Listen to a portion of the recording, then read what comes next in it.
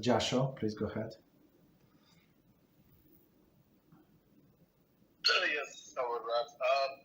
Just real quick, I was told there was a certain way to make coffee for Shabbos, even though you have that into 3 different vessels. Yes. So it's is that correct, or can you explain? Okay. No problem. So the question is how to make coffee on Shabbos. So on one thing I have to remind us. So since we started the laws of Yom Tov, so let's not get confused. On Yom Tov you're allowed to cook. On Shabbos you're not allowed to cook. Right? So you're allowed to warm up for, in some cases, something that was cooked before, but no cooking from the beginning. So you're allowed to brew the coffee, not allowed, but to use instant coffee. So instant coffee was already cooked, and then it was like frozen under the high, the lowest temperature, whatever the process is. The two processes, that doesn't matter. So it was cooked completely. So now, but since it is a liquid, so even though you see granules, but it's liquid, that was like concentrated, that liquid from which the water was evaporated. So coffee is liquid. So you're not allowed to cook liquid in liquid, right? So with hot water. So what you do, you take a cup, put the coffee, right? Put the sugar, whatever, cream or whatever you want, in this cup. Put it aside. Take another cup, clean, dry cup, and pour water from your urn, right? Hot water urn, and then put it in the second cup. So in this case, you have 3 vessels. Primary vessel with kli rishon, meaning this water urn, or you have kettle on the stove, whatever you have, doesn't matter. It all works, right? So the water must be prepared like before Shabbos, and it must be like always keep warm during the Shabbos. You cannot warm up the water on Shabbos. Okay, so you have this water, you add, so you put it in a second cup. So it's second in the first cup, which is a secondary vessel. This urn is the first vessel, cup is the second vessel, and from second vessel you add to the third vessel. That's it. So you can, in the third vessel there is no cooking, basically. No cooking for most of the stuff. Some stuff, according to Ashkenazic tradition, it is cooking. Right? It's like tea leaves. They say it's going to cook for sure, but other things are not going to cook. Okay, so that's how you make coffee. And to do this, for example, if you add only coffee and sugar, so you mix, and you can add creamer, you can add milk. So milk you can add. Why? Because why do you can add milk? So because the milk was pasteurized, and pasteurizing in some sense it was cooked. So you're not cooking milk in this case, right? Or these creamers, they're also not raw; they were cooked. Okay, got it? Clear? Or? Yes, thank you, Ralph. You're welcome. So it's very important. So again, very important, since you asked this question, we don't cook tea bags. So tea bags we don't use in the second vessel, third vessel, fifth vessel, because tea leaves are very sensitive and they're going to be cooked if the temperature of the water above the yad saladas bo, when the hand recoils, so it's going to cook even in 10th vessel. And there are a few other things that are also going to cook, but otherwise, like all other things, like there are a few exceptions, but all other things are not going to get cooked in a third vessel. Okay, so 1, 2, 3. Yeah, go ahead.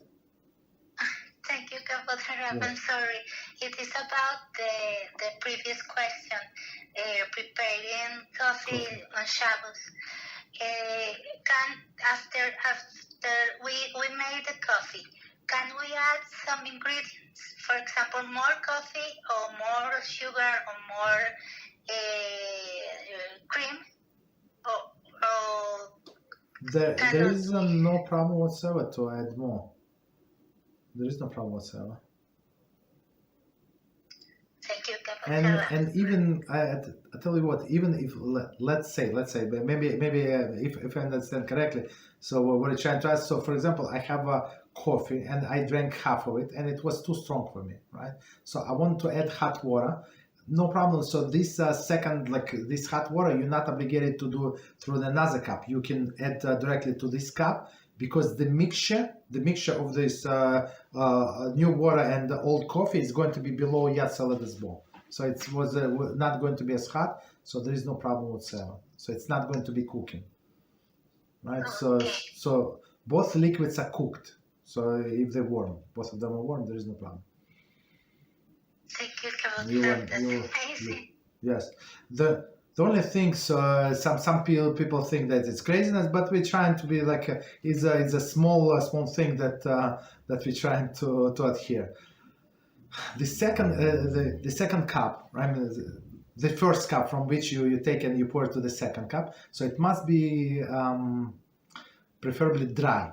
So what wasn't it dry? So if you leave it, for example, you put you make 2 cups of coffees for your family, and you leave it there. So and then somebody else from your family want to drink coffee, and there are a few drops on the bottom. There are always few drops. So in some sense, even though these drops were cooked, for sure it's from water from water warm, but you will be warming these drops, and warming at least according to Ashkenazic tradition, you're not allowed to warm liquids. So that cooled to the room temperature or whatever, you're not allowed to warm. So even though it was cooked, you can, it's insignificant, this and that, so it's proper. So just take a towel, wipe up this few drops on the bottom, and they're clean. Of course, it's clean water, so and you can reuse this cup. And how do you make tea? Yeah, so how do you make tea? So according to Sephardic custom, I think in the third cup, they actually, you can use the tea bag and they can pour water. I think it's Rabbi said that, I think so. But Ashkenazic tradition, we don't do that. The olden custom from Europe, from thousands years ago, we do the same as we did 1,000 years ago. We prepare tea essence. What is the tea essence? So we take teapot, like small ceramic pot, put the tea leaves or 2 bags, 3 bags, 5 bags, whatever you want. Before Shabbos, you put the hot water, and there is a strong tea essence. So then you in the third cup you put hot water and you add this tea essence, whatever you want, and it's going to be tea. That's it. So very simple. It's not end of the world. And people say, how can we do it? Stop it. There is a way to do it. And the problem is the bags. Actually, the bags could be used for separation, for like sorting from the bad from good. How? Right, this bag is not allowing these leaves to escape, right? So you're not allowed to squeeze the tea bag on Shabbos, for sure, right? Because you're using these tea bags as a filter. Not allowed. Okay, so there are ways actually, like if you learn it once properly, everything is very, very simple, straightforward. Just learn it. Don't experiment. Don't go to this questionable situation, and you're golden. Okay, and it's proper to learn it properly, and don't feel that you're losing something because of Shabbos. You understand? Because everything is allowed on Shabbos, but in proper way. That's it. You just do it differently. That's it.